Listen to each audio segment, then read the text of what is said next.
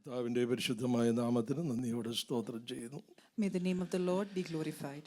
വളരെ അനുഗ്രഹിക്കപ്പെട്ട ഈ വിശുദ്ധ സഭായോഗത്തിൽ നിങ്ങളോട് ഒരുമിച്ച് ദൈവത്തെ മഹത്വപ്പെടുത്തുവാൻ കർത്താവ് നൽകി തന്ന വിലയേറിയ സമയത്തെ ഓർത്ത് ഞാൻ കർത്താവിനെ സ്തുതിക്കുന്നു. I thank the Lord for this wonderful day and this wonderful opportunity that He is giving us to be in the presence of the Lord. കഴിഞ്ഞ രാത്രിയിലും അല്പസമയങ്ങൾ നിങ്ങളോട് ഒരുമിച്ച് കർത്താവിനെ സ്തുതിക്കുവാനും ആരാധിപ്പാനും ദൈവവചനം പങ്കിടുവാനും കർത്താവ് അവസരങ്ങളെ നൽകി തന്നു.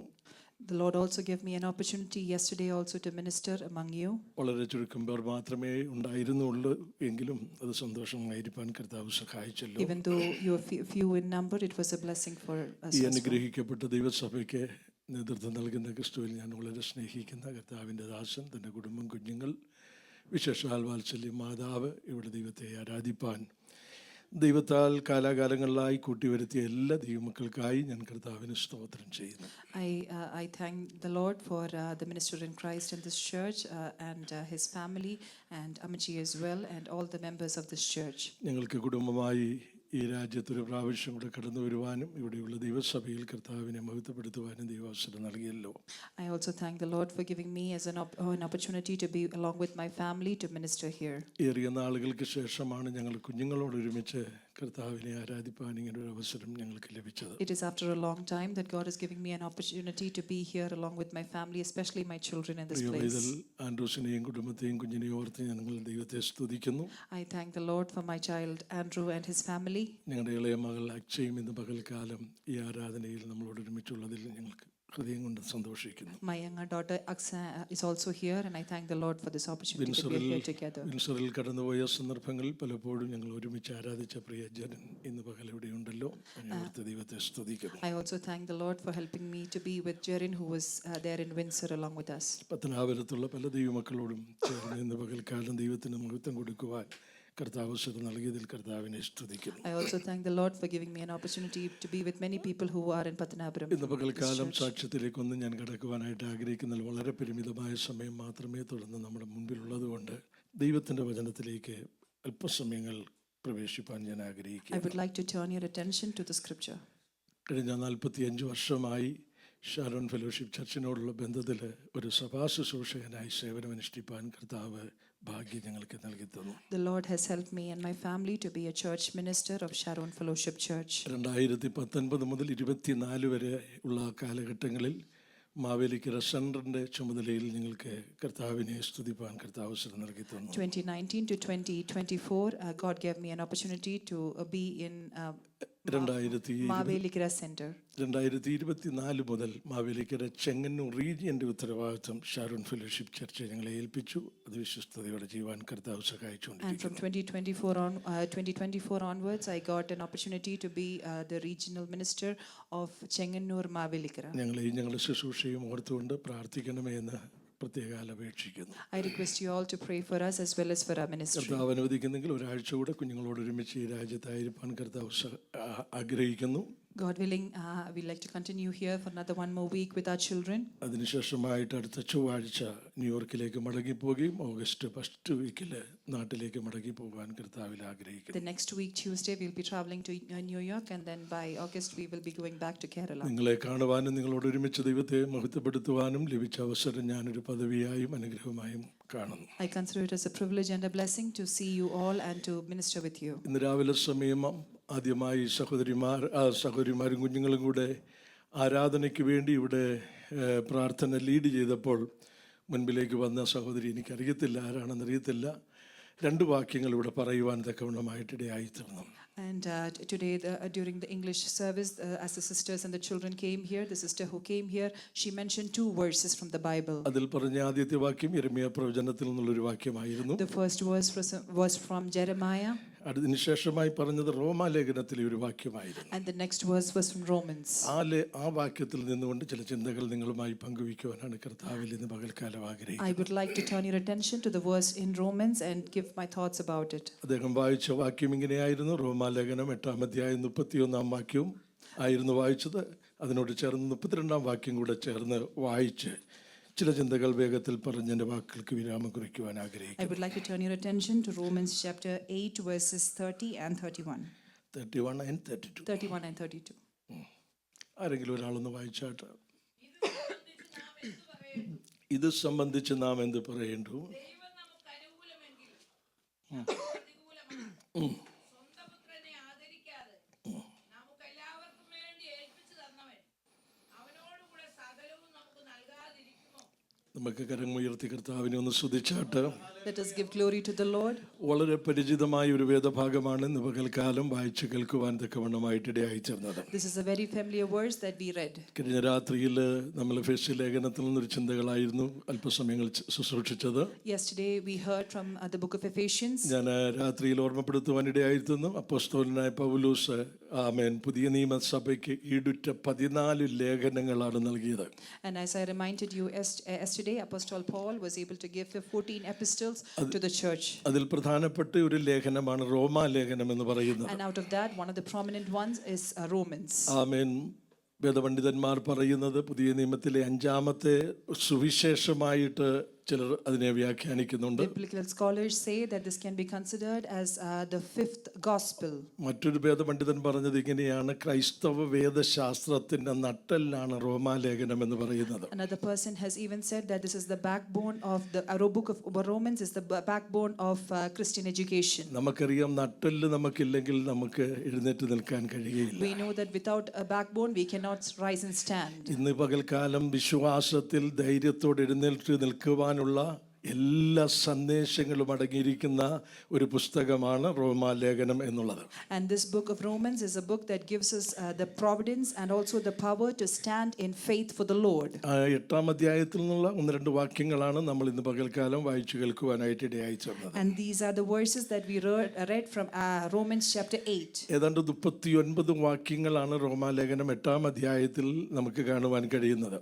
There are about 38 verses in the book of Romans. ആ റോമാലേഖനം 8ാം അധ്യായത്തെ 3 തലത്തിൽ നമുക്ക് തിരിച്ചു പഠിക്കുവാനായിട്ട് കഴിയുന്നുണ്ട്. And this chapter itself can be divided into 3 and learn about it. അതിന്റെ 1 മുതൽ 17 വരെയുള്ള വാക്യങ്ങളെ അപ്പോസ്തലനായ പൗലോസ് ഓർമ്മപ്പെടുത്തുന്നത് ആത്മാവിലുള്ള ജീവിതത്തെക്കുറിച്ചാണ്. And from verses 1 to 17 this is about the life in the spirit. ഇന്ന് പകൽക്കാലം ദൈവത്തെ ആരാധിപ്പാൻ കടന്നു വന്നിരിക്കുന്ന ദൈവമക്കളോട് പരിശുദ്ധാത്മാവിൽ ഞാൻ ഓർമ്മപ്പെടുത്തിട്ട് നമ്മുടെ ക്രിസ്തീയ ജീവിതം ആത്മാവിന്റെ നിറവിലുള്ള ജീവിതമായിരിക്കും. And today as we are here in the Holy Spirit, let me remind you that our life should be filled with the Spirit. ഇവിടെ കാണുന്നതെല്ലാം താൽക്കാലികവും ക്ഷണഭംഗുരമായിട്ടുള്ളതാണ്. Because all that we see here is temperamental. ആത്മാവിൽ ജീവിക്കുന്നവരെ ചേർക്കുവാനാണ് കർത്താവ് വരുവാനായിട്ട് And പോകുന്നത്. all those who live in the Spirit, Christ comes to take us. ആമേൻ. 2-ാമത് 18 മുതൽ ഏതാണ്ട് 30 വരെയുള്ള വാക്യങ്ങൾ എന്ന് പറയുന്നത് ഇപ്പോഴുള്ള നമ്മുടെ കഷ്ടതയും ഭാവി പ്രത്യാശയും കുറിച്ച് പറയുന്നതാണ്. And from 18 to 30 we see about the glory and also the suffering that we face in this വിശ്വാസ world ജീവിതം now. എന്ന് പറയുന്നത് കഷ്ടതകൾ ഉണ്ടെങ്കിലും നമുക്ക് മുമ്പിൽ ഒരു വലിയ പ്രത്യാശയുണ്ട്.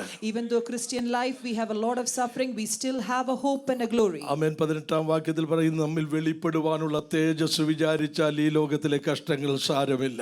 And that is why in verses 15 we see that the suffering in the present time is not worthy when it is compared to the glory that will be revealed to us. വിശ്വസിക്കുന്ന ദൈവമക്കളെ, ഇന്ന് പകൽക്കാലം ആത്മാവിൽ ഞാൻ ഓർമ്മപ്പെടുത്തട്ടെ, ക്രിസ്തീയ ജീവിതം കഷ്ടത നിറഞ്ഞതാണെങ്കിലും നമ്മെ ഇന്ന് പകൽക്കാലം ഇവിടെ പിടിച്ചു നിർത്തിയിരിക്കുന്നത് നമുക്ക് ദൈവം നൽകിയിരിക്കുന്ന ഭാവി പ്രത്യാശ കൊണ്ട് മാത്രമാണ്. And even though Christian life is full of troubles and tribulations, what we are here today is because of the strength of the Spirit that the Lord has given us. അതുകൊണ്ടാണ് കൊരിന്ത്യ ലേഖനത്തിൽ പൗലോസ് പറയുന്നത്, പ്രത്യാശയില്ലാത്ത മറ്റു മനുഷ്യരെ പോലെ നമ്മൾ ദുഃഖിക്കാനിടയാകരുത്. And that is why in Corinthians we see that you should not be mourning and weeping like people who do not have faith. ഈ ലോകത്തിൽ കഷ്ടതകൾ ഉണ്ടെങ്കിലും നമുക്ക് വരുവാനുള്ള പ്രത്യാശയാണ് നമ്മെ ഇന്ന് പകൽക്കാലം ഈ വിശ്വാസ ജീവിതത്തിൽ അടിയുറപ്പിച്ചു നിർത്തിയിരിക്കുന്നത്. And even though we have suffering in this world today, we are still of the faith that we have a glory, and that is why we stand in faith for the Lord. 3-ാം ഭാഗം എന്ന് പറയുന്ന 31 മുതലുള്ള വാക്യങ്ങൾ വായിക്കുമ്പോൾ വിജയകരമായ ക്രിസ്തീയ ജീവിതത്തെ കുറിച്ച് പറയുന്നതാണ്. And from 31 onwards we see that this is about a victorious Christian life. ഇന്ന് പകൽക്കാലം ക്രിസ്തീയ ജീവിതം എന്ന് പറയുന്ന ഒരു പരാജയത്തിന്റെ ജീവിതമല്ല. Today we have to understand that Christian life is not a life of sorrows and of the burdens. നമ്മെ പലപ്പോഴും പരാജയപ്പെടുത്തുവാൻ ശത്രുവായ പിശാച് നമ്മുടെ മുൻപിലുണ്ടെങ്കിലും Many a times when Satan is there to defeat us. ആമേൻ, പരാജയങ്ങളുടെ മേൽ ജയം നൽകുന്ന ഒരു കർത്താവ് നമ്മെ കരം പിടിച്ച് വഴി നടത്തുന്ന But we ദൈവമാണ്. Lord who will bring us to victory. ഇന്ന് പകൽക്കാലം എത്ര പേർ അത് വിശ്വസിക്കുവാൻ തക്കവണ്ണം How many ഇടയായിത്തീരും? of you are ready to believe that ക്രിസ്തീയ today? ജീവിതത്തിൽ പലപ്പോഴും പരാജയങ്ങൾ ദുഷ്ടൻ കൊണ്ടുവരുമെങ്കിലും ജയത്തോടെ നമ്മെ നിർത്തുന്ന ഒരു ദൈവം ഇന്ന് പകൽക്കാലം നമുക്ക് വേണ്ടി ജീവിക്കുന്ന ദൈവമാണ്. And even though we see sufferings and when we see defeat in our life, we have to know that Christ is there and he will bring victory into our life. അങ്ങനെ 3 ഭാഗങ്ങളായിട്ടാണ് ഇതിനെ തിരിച്ച് നമുക്ക് So we see പഠിക്കുവാനായിട്ട് that there are കഴിയുന്നത്. 3 sections in this chapter. ആമേൻ. ഞാൻ അതിലെ വിശദീകരണത്തിലേക്കൊന്നും ഇറങ്ങുവാൻ ഇന്ന് പകൽക്കാലം സമയം നമ്മുടെ മുൻപിലില്ലല്ലോ. I do not have time to explain all amen. this. അതിന്റെ 31 വാക്യമാണ് ഇന്ന് രാവിലെ സഹോദരി വായിച്ചു കേൾപ്പിച്ചത്. And we heard verses 31 read by the sister. അവിടെ ഇങ്ങനെ കാണുന്നു, ഇത് സംബന്ധിച്ച് നാം എന്ത് പറയേണ്ടു?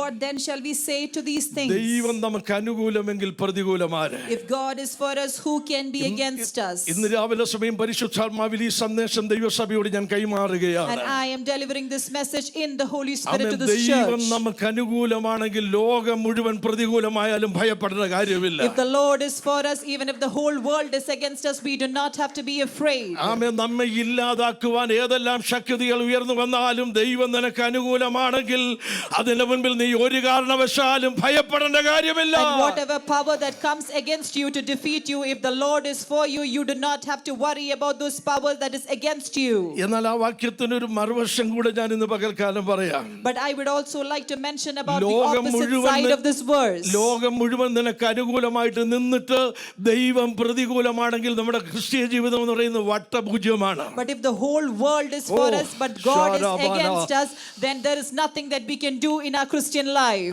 ഇന്ന് പകൽക്കാലം ആരാധനയിൽ കടന്നു വന്നിരിക്കുന്ന ദൈവമക്കളെ ഓർക്കട്ടെ, ദൈവം നമുക്ക് അനുകൂലമായി നിൽക്കട്ടെ. Today you have to remember that God has to be for us. ഇവിടെയുള്ളതെല്ലാം താൽക്കാലികമായിട്ടുള്ളതാണ്. Because everything that is in the world is temporary. ഇവിടെയുള്ളതെല്ലാം ക്ഷണഭംഗുരമായിട്ടുള്ളതാണ്. Because everything that is in this world is going to കർത്താവ് not നിനക്ക് remain. അനുകൂലമാണെങ്കിൽ, But if the Lord is for ദൈവം you, നിനക്ക് അനുകൂലമാണെങ്കിൽ, but if the Lord is for you, ലോകത്തിലെ യാതൊരു ശക്തികൾക്കും, no power of this world, ലോകത്തിലെ ഒരു മേഖലകൾക്കും no realm of this world നിന്നെ തകർത്ത് കളയുവാൻ കഴിയുകയില്ല എന്ന് cannot defeat you. ഇന്ന് രാവിലെ കാലം ഉറച്ചു വിശ്വസിക്കുവാൻ You have to believe that in Christ. ദൈവമക്കൾ തയ്യാറാകട്ടെ. We have to believe that in Christ. Hallelujah. Amen. ചേർന്ന് വിശ്വസിക്കുന്ന ദൈവമക്കള് അതരങ്ങൾ തുറന്ന് ദൈവത്തെ ഒന്ന് സ്തുതിക്കാട്ടെ. And if you believe, you have to raise your hands and praise the Lord. ആമേൻ. ഈ വചനത്തിന്റെ ശക്തി ചില കുടുംബങ്ങളുടെ അകത്തളങ്ങളിൽ, And this power of God is going to come to families. വ്യക്തി ജീവിതങ്ങളുടെ It അകത്തളങ്ങളിലേക്ക് is going to come to individuals. ആമേൻ. ഈ വചനത്തിന്റെ ശക്തി ഇറങ്ങുന്ന ഒരു പകലായി മാറട്ടെ. The power of this word is going to come നമുക്ക് to ഒരുമിച്ച് you. പറയുവാനിടയാകട്ടെ, ദൈവം എനിക്ക് അനുകൂലമെങ്കിൽ പ്രതികൂലം ആര്? And so with strength let us say that if God is for me, who can be against me? അടുത്ത വാക്യത്തിൽ ഇങ്ങനെ നമ്മൾ വായിക്കുന്നു, The next verse says, സ്വന്തം പുത്രനെ ആദരിക്കാതെ നമ്മെ ആദരിച്ചവൻ, He who did not spare his own son but delivered him for all of us, അവനോടുകൂടെ നമുക്ക് സകലതും നൽകാതെ ഇരിക്കുമോ? how shall he not with him also freely give all these things to us? ആ വാക്യത്തിൽ നമുക്ക് മനസ്സിലാക്കുവാൻ കഴിയുന്ന നമ്മെ ആദരിക്കുന്ന ഒരു ദൈവം ഇന്ന് പകലുണ്ട്. So with this we understand that we have a God who honors us. ആ വാക്യം കേട്ടപ്പോൾ മുതൽ തന്നെ ഞാൻ ദൈവസന്നിധിയിൽ ഇരുന്നു കൊണ്ട് എൻ്റെ ഹൃദയത്തിലേക്ക് ഒത്തിരി ചിന്തകൾ കടന്നു വരുവാനിടയായി തീർന്നു. And as I read this verse, there were so many thoughts that came into my mind. ലോകത്തിൽ നമ്മെ ആദരിക്കുവാൻ ആരുമില്ലെങ്കിലും നമ്മളെ ആദരിക്കുന്ന ഒരു ദൈവമുണ്ടെന്നുള്ള കാര്യം മറക്കരുത് കേട്ടോ. Even if there is no one to honor you in this world, you have to remember that there is a God who will honor you. ഞാനിവിടെ പ്രാർത്ഥിച്ചു കൊണ്ടിരുന്നപ്പോൾ പരിശുദ്ധാത്മാവിനോട് പറഞ്ഞു, പലതിന്റെയും മുൻപിൽ ഹൃദയം തകർന്നിരിക്കുന്ന വേദനയോടെ ആമേൻ മുൻപോട്ട് പോകുന്ന ചില ജീവിതങ്ങൾ ഇന്ന് പകൽക്കാലം ഈ ആരാധനയുടെ നടുവിൽ കടന്നു വന്നിട്ടുണ്ട്. And when I was praying, the Holy Spirit reminded me that there are so many families and individuals who are mourning over so many things in their life. അവരോടായിട്ട് ഞാൻ ഇന്ന് പകൽക്കാലം ഈ സന്ദേശം കൈമാറട്ടെ. And to them let me give this ആദരിക്കുന്ന ഒരു message. ദൈവം ഇന്ന് പകൽക്കാലം നമുക്ക് മുൻപിലുണ്ട്. There is a God who honors you. അപ്പൻ നമ്മെ ആദരിച്ചില്ലെന്ന് വന്നേക്കാം. Maybe your father did not honor you. ആമേൻ. സഹോദരങ്ങൾ നമ്മളെ ആദരിച്ചില്ലെന്ന് വന്നേക്കാം. Maybe your siblings did not honor amen. you. ബന്ധുമിത്രാദികൾ നമ്മെ ആദരിച്ചില്ലെന്ന് വന്നേക്കാം. Maybe your relatives did not honor you. കൂടെ ആരാധിക്കുന്നവർ നമ്മെ ആദരിച്ചില്ലെന്ന് വന്നേക്കാം. Maybe the people who worship with you does not honor you. നിന്നെ ആദരിക്കുന്ന ഒരു സ്വർഗ്ഗം ഇന്ന് പകൽക്കാലം ഈ ആരാധനയുടെ നടുവിലുണ്ട്. But you have to believe that there is an honor that you will receive from the heavens. Hallelujah. Hallelujah. ഞാൻ വേഗത്തിൽ പറയുവാൻ ആഗ്രഹിക്കുന്ന ചിന്ത എന്ന് പറയുന്നത്, ഒരു ഭക്തനെ ദൈവം ആദരിച്ചാൽ അവന് ലഭിക്കുന്ന ചില അനുഗ്രഹങ്ങളെ കുറിച്ചാണ്. And today I would like to discuss about what a holy person will receive when Lord honors him. വിശദീകരിച്ച് പറയുവാൻ ഇന്ന് പകൽക്കാലം സമയം നമ്മുടെ മുൻപിലില്ല. We do not have time to go to details about it. ഓടിച്ച് 2-3 വാക്യങ്ങൾ നിങ്ങളുടെ മുൻപിലേക്ക് ഞാൻ നൽകുവാൻ But I would like to turn your ആഗ്രഹിക്കുന്നു. attention to certain verses. നമുക്കൊന്ന് വായിക്കാൻ 2 രാജാക്കന്മാരുടെ പുസ്തകം 3-ാം അധ്യായത്തിന്റെ 14-ാമത്തെ വാക്യം വേഗത്തിൽ ആരെങ്കിലും ഒരാളൊന്ന് വായിച്ചാട്ടെ. 2 രാജാക്കന്മാരുടെ പുസ്തകം 3-ാം അധ്യായം അതിന്റെ 14-ാം വാക്യം. Kings chapter 3 verses 14.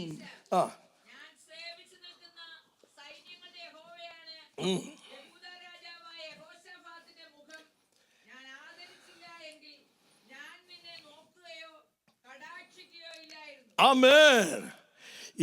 അതിന് എലീശ പറഞ്ഞത്, And for this Elisha replied, ഞാൻ സേവിച്ചു നിൽക്കുന്ന സൈന്യങ്ങളുടെ യഹോവയാണ്, as the Lord of hosts lives, യഹൂദാ രാജാവായ യഹോശാഫാത്തിന്റെ മുഖത്ത് ഞാൻ ആദരിച്ചില്ലെങ്കിൽ നിന്നെ ഞങ്ങൾ നോക്കുകയോ കടാക്ഷിക്കുകയോ ചെയ്യില്ലായിരുന്നു. before whom I stand, surely it not that I regard the presence of Jehoshaphat king of Judah. എലീശ പറഞ്ഞത്, യഹൂദാ രാജാവായിരിക്കുന്ന യഹോശാഫാത്തിന്റെ മുഖത്ത് ഞാൻ ആദരിക്കുന്ന ദൈവമാണ്. And here we see that there is a God who will honor the face of Jehoshaphat the king. 3-ാം അധ്യായത്തിന്റെ പശ്ചാത്തലം എന്ന് പറയുന്നത്, ആഹാബ് രാജാവ് മരിച്ച ശേഷമായിട്ട് തന്റെ മകനായിരിക്കുന്ന യഹോരാം രാജഭരണത്തിലേക്ക് വന്നു. And so here we see the context is about King Ahab and his son when he comes to reign. Amen. Israel രാജാവിനോട് Moab രാജാവ് മത്സരിക്കുവാൻ, ആഹാബിന് ശേഷമായിട്ട് യഹോരാമിനോട് മത്സരിക്കുവാൻ മോവാബ് രാജാവ് പദ്ധതി ഒരുക്കി. And here we see that Moab king, he comes to go against this Jeroboam. ആമേൻ. ആഹാബിനെ പോലെ കുതന്ത്രങ്ങളോ മറ്റ് യാതൊരു നിലയിലുള്ളതായ ശക്തികളോ യഹോരാമിന് ഇല്ലാതിരുന്നത് കൊണ്ട് ഈ വന്ന പ്രതികൂലത്തെ പിടിച്ചു നിൽക്കുവാൻ തനിക്ക് കഴിയാതെ പോയോ എന്നുള്ള ഒരു ചിന്ത മനസ്സിലേക്ക് കയറി വന്നു. And Jehoram, because he did not have any of these tactics to go against this king, he is still standing there. വളരെ ചെറുപ്പമാണവന്. And he is of a very young age.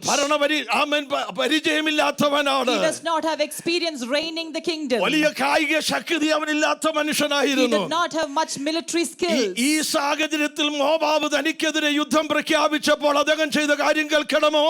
And when King Moab at this situation goes against him to fight, do you know what he did?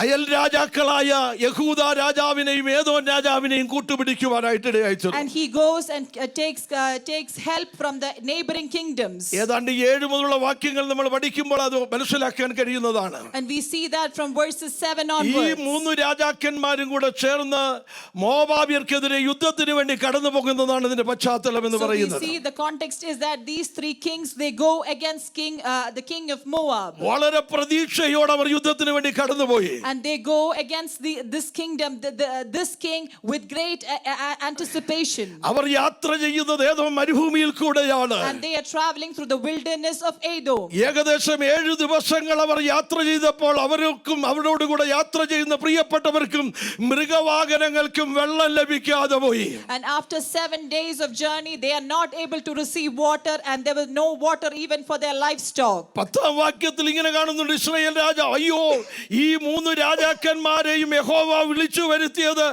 ആമേൻ അവരെ മോവാബിന്റെ കയ്യിൽ ഏൽപ്പിക്കേണ്ടതിനോ എന്ന് ചോദിച്ചു. And that is why in verses 10 we see that whether these 3 kings are called together to be sent to the hand of Moab. 3 രാജാക്കന്മാരും മുഖത്തോട് മുഖം നോക്കി പ്രതികൂലത്തിന്റെ സാഹചര്യത്തിൽ എന്ത് ചെയ്യണമെന്ന് അറിയുവാൻ കഴിയാതെ നിന്നു. These 3 kings, they are standing and they do not know what to do in the time of their adversity. എന്നാൽ ആ സമയത്ത് യഹോശാഫാത്ത് നാം യഹോവയോട് അരുളപ്പാട് ചോദിക്കേണ്ടതിന് യഹോവയുടെ പ്രവാചകന്മാർ ആരുമില്ലയോ എന്ന് ചോദിക്കുവാനിടയായി And തീർന്നു. it is at that time that King Jehoshaphat, he asked that we have to get the commandment of the Lord, and so for that we need a man of God to come to our midst, he says. ഭക്തനായ യഹോശാഫാത്തിന് മനസ്സിലായി ഈ 3 രാജാക്കന്മാരെയും അവരുടെ സൈന്യങ്ങളെയും ഏതോ മരുഭൂമിയിലിട്ട് വഴി ആമെ ചുറ്റിക്കുന്നതിന് കാരണം ദൈവത്തോട് ആലോചന ചോദിക്കാതെയാണ് അവർ ഇറങ്ങിയതിന്.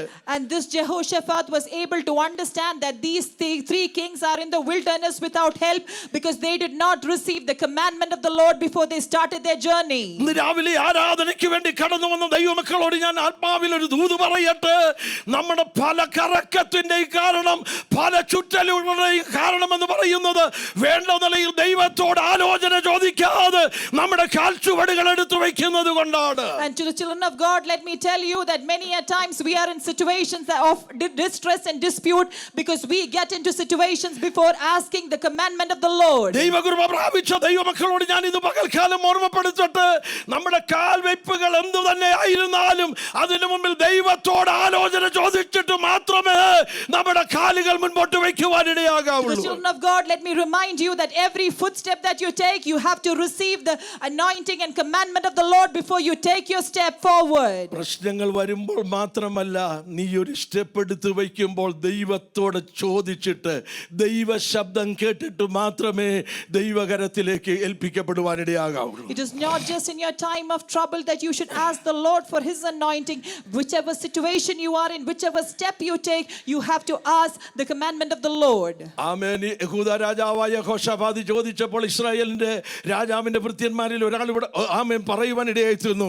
ഇവിടെ ഒരു മനുഷ്യനുണ്ട്, ഏലിയാവിന്റെ കൈക്ക് വെള്ളം ഒഴിച്ചു കൊടുത്ത ശാഫത്തിന്റെ മകനായ എലീശ, അവന്റെ പക്കൽ യഹോവയുടെ അരുളപ്പാടുണ്ടെന്നും അദ്ദേഹം പറഞ്ഞു. And when Jehoshaphat asked this, there is a person from the other kingdom who says that there is an anointed man named Elisha who is a prophet who can help us. ഈ മൂന്ന് രാജാക്കന്മാരും കൂടെ ചേർന്ന് എലീശ പ്രവാചകന്റെ അടുക്കൽ കടന്നു എന്നതാണ് നാം വായിച്ച പശ്ചാത്തലം. And now the context of this verse that we read in the beginning is that these three kings come to this prophet Elisha. 14 വാക്യത്തിൽ നമ്മൾ ഇങ്ങനെ വായിച്ചു, എലീശ, ഞാൻ സേവിച്ചു നിൽക്കുന്ന സൈന്യങ്ങളുടെ യഹോവയാണ്, യഹൂദ രാജാവായ യഹോശാഫാത്തിന്റെ മുഖത്ത് ഞാൻ ആദരിക്കും. And that is why Elisha says that as the Lord of hosts lives, before whom I stand, surely were it not that I regard the presence of Jehoshaphat the king of Judah.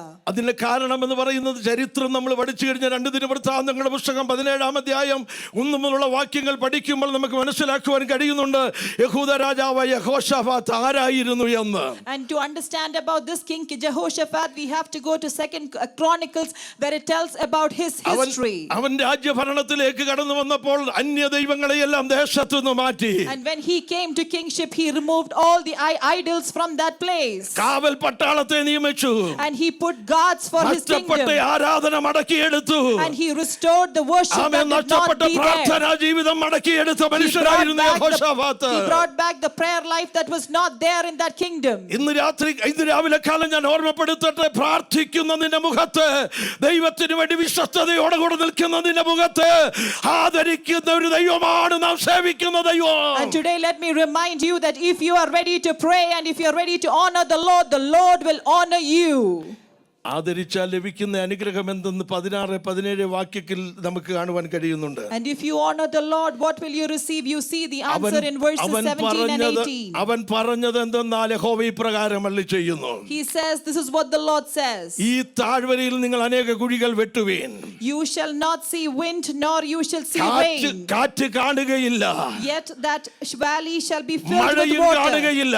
You will not see rain. എന്നാൽ ഈ താഴ്വരയെ ദൈവം വെള്ളം കൊണ്ട് നിറയ്ക്കാൻ പോകുകയാണ്. But in this valley you will see water. ഞാൻ ഇന്ന് രാവിലെ കാലം ഒന്നാമത്തെ ദൂത് ദൈവസഭയോട് പറയട്ടെ. Let me give you the first message to the ദൈവം church. നമ്മെ ആദരിച്ചാൽ, If the Lord honors you, ദൈവം നമ്മോട് കനിവ് തോന്നിയാൽ, if the Lord shows His mercy, ലഭിക്കുന്ന ഒന്നാമത്തെ അനുഗ്രഹം എന്ന് പറയുന്നത് the first blessing that you will receive, പ്രതീക്ഷയില്ലാത്ത സ്ഥാനത്ത് ചില ഉറവകളെ തുറക്കാൻ ഇന്ന് പകൽക്കാലം ദൈവം ശക്തനാണ്. the Lord will open valleys in places that there is no hope. ആമേൻ. അതിന് സാഹചര്യങ്ങൾ അനുകൂലമായിട്ട് വേണ്ട. You do not need your circumstances in favor. വേദികൾ വേണ്ട.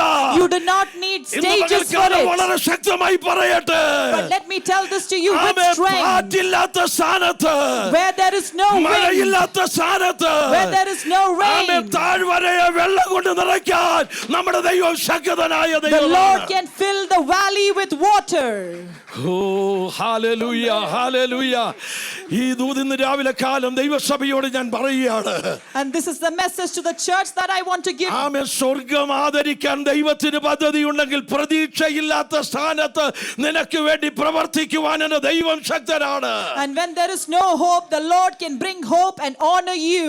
ആമേൻ. ഈ 3 രാജാക്കന്മാരുടെ വിഷയം എന്ന് പറയുന്നത് 7 ദിവസമായി വെള്ളം കിട്ടാതെ ഭാരപ്പെടുകയാണ്. The problem of these 3 kings is that they did not Amen. receive water for 7 days. നമുക്ക് കാണാൻ കഴിയുന്ന ഒരു സംഗതിയുണ്ട്. വെള്ളം ലഭിക്കണമെങ്കിൽ കടലിൽ കിടക്കുന്ന ആമേൻ നീരാവിയെ പൊക്കിയെടുത്ത് ആമേൻ ഉന്നതങ്ങളിലേക്ക് അയച്ച വലിയ കൊടുങ്കാറ്റടിക്കുമ്പോഴാണ് മഴ പെയ്യുവാനിടയാകുന്നത്. And we know that rain will only be formed when the vapors go to the sky, and when there is rain formed in the sky and it has to come back to the earth. ഇന്ന് രാവിലെ കാലം പറയട്ടെ, സാഹചര്യം നിനക്ക് അനുകൂലമായി വരണ്ട. Today let me remind you that your circumstances does not have to be in favor for you. ഇന്ന് പകൽക്കാലം നീ തയ്യാറാകുമെങ്കിൽ, If you are ready to pray, ആമേൻ, മരുഭൂമിയിൽ ചില കുഴികൾ വെട്ടുവാൻ തയ്യാറാകുമെങ്കിൽ, if you are ready to dig some amen, pits in the കാറ്റില്ലാത്ത desert, സ്ഥാനത്ത്, even when there is no amen, wind, മഴയില്ലാത്ത സ്ഥാനത്ത് when there is no നിനക്ക് rain, വേണ്ടി താഴ്വരയിൽ വെള്ളം നിറയ്ക്കാൻ the Lord will bring water in ഇന്ന് the പകൽക്കാലം valley. ശക്തനായ ദൈവമാണ്. That God is powerful, ആമേൻ. ഈ പകൽക്കാലം നിന്നോട് സംസാരിക്കുന്നത് and that powerful God is speaking to you today. ചില മണ്ഡലങ്ങളില്, At places where there is no സാഹചര്യങ്ങൾ hope, നിനക്കെതിരായി നിൽക്കുന്ന ചില മണ്ഡലങ്ങളില്, places where the പ്രാർത്ഥിക്കുന്ന circumstances are ചിലർക്ക് against വേണ്ടി ഞാൻ ഈ you. Doot കൈമാറുകയാണ്. To the people who are praying, I give this message. പ്രതീക്ഷകൾക്കപ്പുറത്ത് നിനക്ക് വേണ്ടി പ്രവർത്തിപ്പാൻ എന്റെ ദൈവം The ശക്തനാണ്. Lord is mighty enough to work for you in places where there is no hope for you. ഞാൻ വിശദീകരിപ്പാൻ ഇന്ന് പകൽക്കാലം താല്പര്യപ്പെടുന്നില്ല. I do not want to explain this amen. further. ദൈവം ആദരിച്ചാൽ ലഭിക്കുന്ന ഒന്നാമത്തെ അനുഗ്രഹം, This is the first blessing that you receive when you honor the Lord. സാധ്യതയില്ലാത്ത ചില മണ്ഡലങ്ങളിൽ, Places where there are no opportunities. ആമേൻ, നീ പ്രാർത്ഥിച്ചും അടുത്ത ചില വിഷയങ്ങൾക്ക് മുമ്പിൽ, At places where you have prayed and you do not amen, have a hope. ലോകം നിനക്ക് മുമ്പിൽ വിധി എഴുതി ഇനി നടക്കാൻ പോകുന്നില്ല. Where the world have said that this is not going to എന്നാൽ happen. ഇന്ന് രാവിലെ കാലം പറയട്ടെ, മരുഭൂമിയിൽ കുഴി കുഴിക്കാൻ നീ തയ്യാറാകുമെങ്കിൽ ഉറവയെ തുറക്കാൻ ദൈവത്തിന് ഇന്ന് പകൽക്കാലം കഴിയും. But let me remind you that if you are ready to dig today in the wilderness, the Amen. Lord can open the way for you. അടഞ്ഞു കിടക്കുന്ന ചില മണ്ഡലങ്ങൾ ദൈവപ്രവൃത്തി 2026 പ്രാർത്ഥിക്കുന്ന ചില ദൈവമക്കൾക്ക് വേണ്ടി ആമേൻ ദൈവം ഒരുക്കുവാൻ പദ്ധതിയുണ്ട്.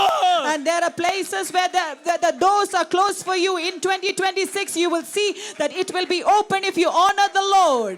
സ്വന്തം പുത്രനെ ആദരിക്കാതെ നമ്മെ ആദരിച്ചവൻ, The Lord who honored us without honoring his own son. നമ്മെ ആദരിക്കുവാൻ ശക്തനാണ്. He is worthy to honor us. രണ്ടാമത്തെ വിഷയം കൂടി ഞാൻ വേഗം പറഞ്ഞ വാക്കിലെ അവസാനിപ്പിക്കാം. Let me remind you the second point before I conclude. യോബിന്റെ പുസ്തകം 42 അധ്യായം 9 വാക്യം ഒന്ന് വായിക്കാം. Job chapter 42 verses 9. യോബിന്റെ പുസ്തകം 42 അധ്യായം 9 വാക്യം. Job chapter 42 verses 9. തേമാന്യനായ എലീഫസും ശൂഹ്യനായ ബിൽദാദും ആ നയമാത്യനായ സോഫരും ചെന്നു ആ യഹോവ തങ്ങളോട് കൽപ്പിച്ചതുപോലെ ചെയ്തു. അടുത്തത്, യഹോവ ഇയ്യോബിന്റെ മുഖത്തെ ആദരിച്ചു. യഹോവ ഇയ്യോബിന്റെ മുഖത്തെ ആദരിച്ചു. The Lord honored the face of Job.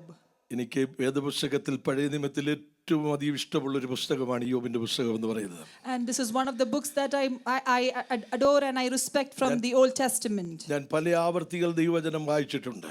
Many a times I've read the scripture. എന്നാൽ ഇയ്യോബിന്റെ പുസ്തകം അനേക പ്രാവശ്യങ്ങൾ ഞാൻ വായിക്കുവാൻ But ഇടയായിട്ടുണ്ട്. I was able to read the book of Job many a times. നമുക്ക് മാതൃകയാക്കാൻ കൊള്ളാവുന്ന ഒരു ദൈവഭക്തനാണ് ഇയ്യോബ് എന്ന് പറയുന്ന മനുഷ്യൻ. This man of God is an exemplary person and we can keep him അവന്റെ as an ചരിത്രം നമ്മൾ example. പഠിച്ചു കഴിഞ്ഞാൽ അവന്റെ ജീവിതത്തിന് മുമ്പിൽ വന്ന പ്രതികൂല സാഹചര്യത്തിലും ദൈവത്തോട് അവൻ അടുത്ത് നിന്ന മനുഷ്യനായിരുന്നു. And he is a person that even during his trials and tribulation he was ready to be close to God. ഒന്നാം അധ്യായം നമ്മൾ പഠിക്കുമ്പോൾ ഇയ്യോബിന്റെ ചരിത്രം എങ്ങനെയാണ്, ഇയ്യോബ് ആരായിരുന്നു എന്നുള്ളതിനെ കുറിച്ച് പറയുന്നുണ്ട്. In chapter 1 we see about his history and who he was. ആമേൻ. ഒന്ന്, ദേശത്ത് സാക്ഷ്യമുള്ള ഒരു ദൈവഭക്തനായ മനുഷ്യനായിരുന്നു He ഇയ്യോബ്. was a man who had a testimony in the land that he was in.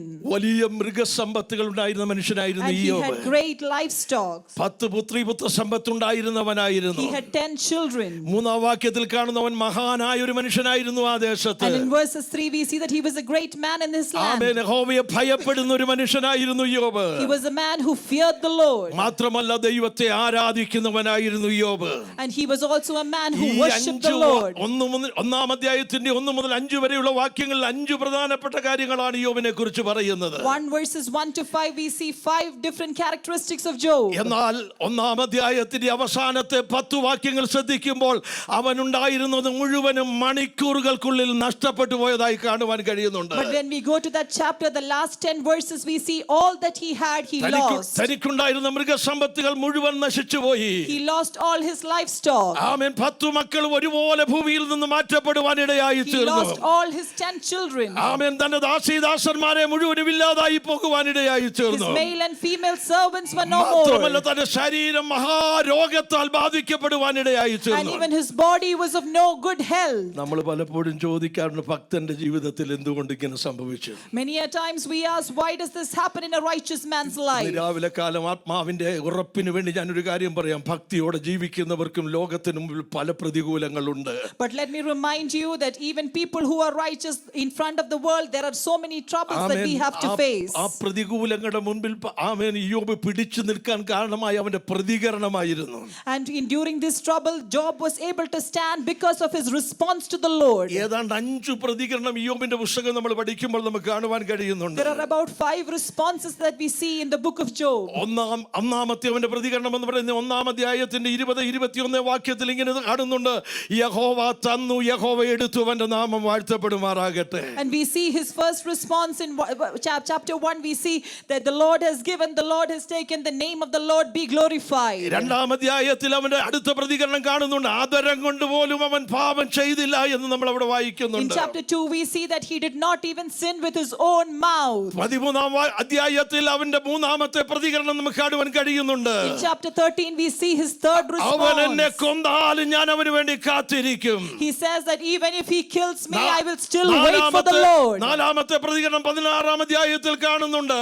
We see the fourth response in chapter അവിടെ ഇങ്ങനെ 16. കാണുന്നുണ്ട്. എന്റെ സാക്ഷി സ്വർഗ്ഗത്തിലും എന്റെ ജാമ്യക്കാരൻ ഉയരത്തിലുമുണ്ട്. He says that my witness is in heaven. ആമേൻ. 5-ാമത്തെ അവന്റെ പ്രതികരണം 19-ാം അധ്യായത്തിൽ കാണാൻ കഴിയുന്നുണ്ട്. We see his fifth response in chapter 19. യോബ് പറയാണ്, എന്റെ വീണ്ടെടുപ്പുകാരൻ ജീവിച്ചിരിക്കുന്നു. For my Redeemer lives. നിന്റെയും എന്റെയും പ്രതികൂലങ്ങളുടെ നടുവിൽ ദൈവത്തിന്റെ കൃപയിൽ പിടിച്ചു നിൽക്കണമെങ്കിൽ ദൈവമായുള്ള ആഴമായ ബന്ധം, ആമേൻ, പ്രതികരണം നമ്മുടെ ജീവിതത്തിൽ ഉണ്ടാകട്ടെ. And even in the tribulations and trials that we have in our life, we should have a good response to our Lord. അടുത്ത അധ്യായങ്ങളിൽ തന്റെ സ്നേഹിതർ തങ്ങളെ ആശ്വസിപ്പിക്കുവാൻ കടന്നു വന്ന ചരിത്രം വായിക്കുവാൻ കഴിയുന്നുണ്ട്. And we later on see that his friends come to console him. കഴിഞ്ഞ ദിവസങ്ങളിൽ ഈ വചനം ഞാൻ പഠിച്ചുകൊണ്ടിരുന്നപ്പോൾ എൻ്റെ മനസ്സിലേക്ക് ദൈവാത്മാവ് ഒരു ചിന്ത തന്നു. യോബിന്റെ പുസ്തകം 41 അധ്യായം കൊണ്ട് ആശീർവാദം പറഞ്ഞിരുന്നെങ്കിൽ ഈ യോബിന്റെ ജീവിതത്തിന്റെ ചരിത്രത്തെ മറ്റുള്ളവർക്ക് ഉൾക്കൊള്ളാൻ കഴിയാതെ വന്നു പോയേനെ. And while I was studying this book recently, what I felt that if this book would have ended in chapter 41, people would not have accepted that the Lord blessed him after that. ഇന്ന് രാവിലെ സമയം പ്രാർത്ഥിക്കുന്ന ചില ദൈവമക്കളോട് ഞാൻ പറയട്ടെ, 41 അധ്യായം കൊണ്ട് നിന്റെ ജീവിതത്തെ അവസാനിപ്പിക്കുന്ന ദൈവമല്ല, നിനക്ക് വേണ്ടി ഒരു 42-ാം അധ്യായം ആമേൻ തുറന്നു തരുന്ന ഒരു ദൈവത്തെയാണ് ഇന്ന് പകൽക്കാലം നാം സേവിക്കുന്നത്. And today let me remind you that the Lord will not conclude you with that chapter 41, but the Lord will provide you a chapter 42 to bless you and to honor you. 42-ാം അധ്യായത്തിന്റെ 9-ാം വാക്യത്തിൽ നമ്മൾ വായിച്ചു, യോബിന്റെ മുഖത്തെ ദൈവം ആദരിച്ചു. And in chapter 42 verses 9 we see that the Lord accepted him. ആദരിച്ചപ്പോൾ തനിക്ക് ലഭിച്ചത് അടുത്ത ഭാഗത്ത് കാണുന്നുണ്ട്, തനിക്ക് നഷ്ടമായതെല്ലാം ഇരട്ടിയായി ദൈവം മടക്കി കൊടുത്തു. And then later on we see that all that he lost, he received that in double fold. ആമേൻ. ദൈവം ആദരിച്ചാൽ ലഭിക്കുന്ന 2-ാമത്തെ അനുഗ്രഹം, ജീവിതത്തിന് മുമ്പിൽ എവിടെയെല്ലാം പരാജയങ്ങൾ വന്നിട്ടുണ്ടോ, നഷ്ടങ്ങൾ വന്നിട്ടുണ്ടോ, അതെല്ലാം മടക്കിയായി തരുന്ന ഒരു ദൈവമാണ് ഇന്ന് പകൽക്കാലം നാം സേവിക്കുന്ന ദൈവം. And the second blessing that the Lord will give us is that whatever we have lost, the Lord will give it back to us in double fold. ഞാൻ 3-ാമത്തെ ഒരു വാക്യം മാത്രം വായിച്ച് എൻ്റെ വാക്കുകൾക്ക് അവസാനം കുറിക്കുവാൻ And before I ആഗ്രഹിക്കുകയാണ്. conclude, let me read a third verse. കർത്താവിന്റെ ദാസൻ പ്രസംഗിച്ചപ്പോൾ യോവേൽ പ്രവചനത്തെ കുറിച്ച് പറഞ്ഞല്ലോ. And as the minister was ministering from the word, he mentioned about prophet Joel. യോവേൽ പ്രവചനം 2-ാം അധ്യായം 18-ാമത്തെ വാക്യം ഒന്ന് വായിച്ചാട്ടെ. Let us read Joel chapter 2 verses 18. വേഗം വായിച്ചാട്ടെ, വേഗം വായിച്ചാട്ടെ.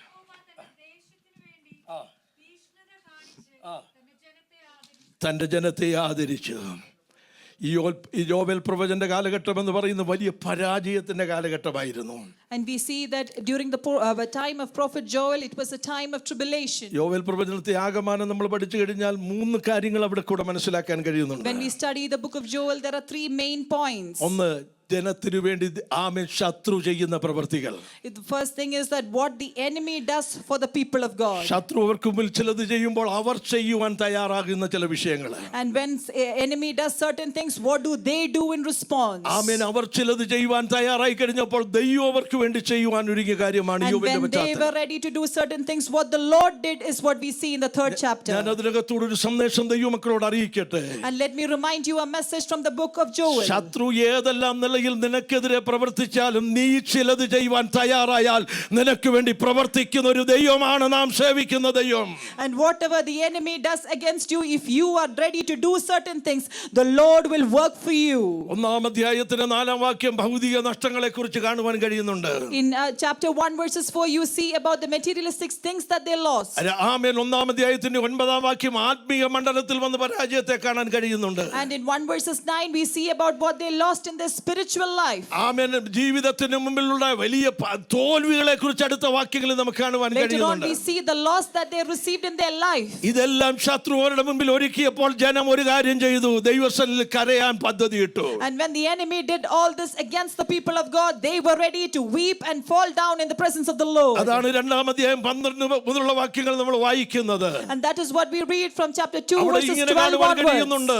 And that is where we see, നിങ്ങൾ ഇപ്പോഴെങ്കിലും and now therefore, ആമേൻ പൂർണ്ണ ഹൃദയത്തോടും with all your heart, പൂർണ്ണ മനസ്സോടും with all your soul, കരച്ചിലോടും with weeping, യഹോവയുടെ സന്നിധിയിലേക്ക് കടന്നു വരട്ടെ. let you be able to come to the presence of the Lord. ഹൃദയങ്ങളെ വസ്ത്രങ്ങളെയല്ല, It is not your clothes. ഹൃദയങ്ങളെ തന്നെ കീറട്ടെ.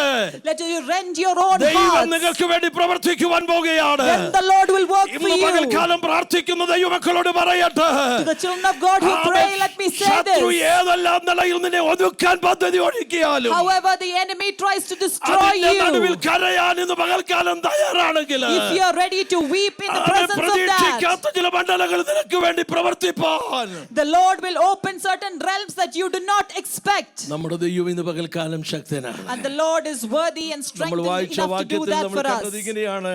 ആമേൽ യോവേൽ പ്രവാചകന്റെ കാലഘട്ടത്തിൽ യഹോവ തന്റെ ജനത്തെ ആദരിച്ചു. And that is why we read that in prophet Joel's time, the Lord showed favor to his people. 19-ാം വാക്യത്തിൽ ഇങ്ങനെ കാണുന്നുണ്ട്, യഹോവ തന്റെ ജനത്തിന് ഉത്തരമരുളി, ഇത് ഞാൻ നിനക്ക് ധാന്യവും വീഞ്ഞും എണ്ണയും നൽകും, നിങ്ങൾ അതിനാൽ തൃപ്തി പ്രാപിക്കും, ഞാൻ ഇനി നിങ്ങളെ ജാതികളുടെ ഇടയിൽ നിന്നയാക്കിയില്ല. And the Lord responded to them, saying that, behold, I will send you again and give you new wine and oil, and you will be satisfied by them, and I will no longer make you a reproach among the nations. ദൈവം ആദരിച്ചാൽ ലഭിക്കുന്ന 3-ാമത്തെ അനുഗ്രഹം. This is what we will receive if you honor the Lord. If the എവിടെയെല്ലാം- Lord honors you. നീ എവിടെയെല്ലാം നിന്ദിക്കപ്പെട്ടു, Wherever you are rejected, നീ എവിടെയെല്ലാം തകർക്കപ്പെട്ടു, wherever you are destroyed, അവരുടെ മുമ്പിൽ നിന്നെ മാനിക്കുന്ന ദൈവമാണ്. and in that presence itself, the Lord will bless you. നമ്മുടെ കണ്ണുകളെ ദൈവസന്നിധിയിൽ അടയ്ക്കാം. Let us close our eyes. ഒരു നിമിഷം നിങ്ങൾക്ക് വേണ്ടി ഞാൻ പ്രാർത്ഥിച്ചെന്റെ വാക്കുകളെ I would അവസാനിപ്പിക്കും. like to pray before I conclude. സ്വന്തം പുത്രനെ ആദരിക്കാതെ നമ്മെ ആദരിച്ച ദൈവം The Lord who honored us instead of honoring his ഇന്ന് own son. പകൽക്കാലം ഈ ആരാധനയുടെ നടുവിൽ കടന്നു He വന്നിട്ടുണ്ട്. is in our presence today. ദൈവം ആദരിച്ചാൽ ലഭിക്കുന്ന 1-ാമത്തെ അനുഗ്രഹം,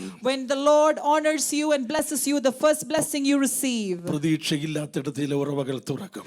In the place where there is no possibility, there will be valleys open for you. ദൈവം ആദരിച്ചാൽ ലഭിക്കുന്ന 2-ാമത്തെ മാന്യത, When the Lord honors you, the second blessing you receive. നഷ്ടമായതിനെ മുഴുവനെയും ഇരട്ടിയായി മടക്കി തരാൻ ദൈവത്തിന് കഴിയും. Whatever you lost, the Lord will bless you with double fold of it. ദൈവം ആദരിച്ചാൽ ലഭിക്കുന്ന 3-ാമത്തെ അനുഗ്രഹം, And when the Lord honors you, the third നീ blessing you എവിടെയെല്ലാം receive. നിന്ദിക്കപ്പെട്ടുവോ, Wherever you are നീ rejected, എവിടെയെല്ലാം പരാജയപ്പെട്ടുവോ, wherever you saw failure, നിന്റെ നിന്ദയം മാറ്റുന്ന ദൈവമാണ്. the Lord will remove those failures. ഇന്ന് രാവിലെ കാലം ഞാൻ ഓർമ്മപ്പെടുത്തട്ടെ, കാൽഗറിയിൽ നീ നിന്ദിക്കപ്പെട്ടെങ്കിൽ കാനഡായി കൊണ്ടുപോയി ടൊറന്റോയിൽ കൊണ്ടുപോയി അനുഗ്രഹിക്കുന്ന ദൈവമല്ല നമ്മുടെ ദൈവം. Let me remind you that if you are rejected in Calgary, the Lord is not going to take you to Toronto to bless you. നീ എവിടെ പരാജയപ്പെട്ടു അവിടെ നിന്നെ മാനിക്കുന്ന ഒരു ദൈവമുണ്ട്. And wherever you were destroyed, in that place itself, the Lord will bless you. എത്ര പേര് ഇന്ന് രാവിലെ കാലം അത് വിശ്വസിക്കും? How many of you believe that? എല്ലാ കണ്ണുകളും അടച്ചാട്ട് ഒരു നിമിഷം ഒന്ന് പ്രാർത്ഥിച്ചാട്ട് Let us close our eyes and ദൈവം pray to നമുക്ക് the നൽകിയ Lord. വചനത്തിനു മുമ്പിൽ സമർപ്പിച്ചാട്ട് Let us humble ourselves before the word. പരിശുദ്ധാത്മാവിന്റെ ഒരു വലിയ സാന്നിധ്യം ഇതിനകത്ത് വ്യാപരിക്കുന്നത് The presence amen of the Holy മനസ്സിലാക്കുന്ന Spirit is ദൈവങ്ങൾക്കായി here. സ്തോത്രം ചെയ്യാണ്. And I thank the Lord for the people who can ഇന്ന് understand that. രാവിലെ സമയം ചില കുടുംബങ്ങളോട് ദൈവത്തിന്റെ പരിശുദ്ധാത്മ വളരെ ശക്തമായി And ഇടപെട്ടുകൊണ്ടിരിക്കുകയാണ്. today certain families, the Lord is speaking to amen. you. ദൈവം നമ്മെ ആദരിക്കുന്ന ദൈവമാണ്. The Lord is a ദൈവം God who നമ്മെ will honor മാനിക്കുന്ന us. ദൈവമാണ്. The Lord will bless നമ്മെ ദൈവം us. ഉയർത്തുന്ന ദൈവമാണ്. The Lord will lift us. നിന്ദകളെ മാറ്റുന്ന ദൈവമാണ്. The Lord will remove ആ our ദൈവത്തിന്റെ trials. സന്നിധിയിലേക്ക് നമുക്കൊന്ന് ഏൽപ്പിച്ചു കൊടുക്കുവാൻ And to ഇടയാകട്ടെ. that God, let us submit ourselves. ഞങ്ങളുടെ ദൈവമേ സ്വർഗീയ പിതാവേ,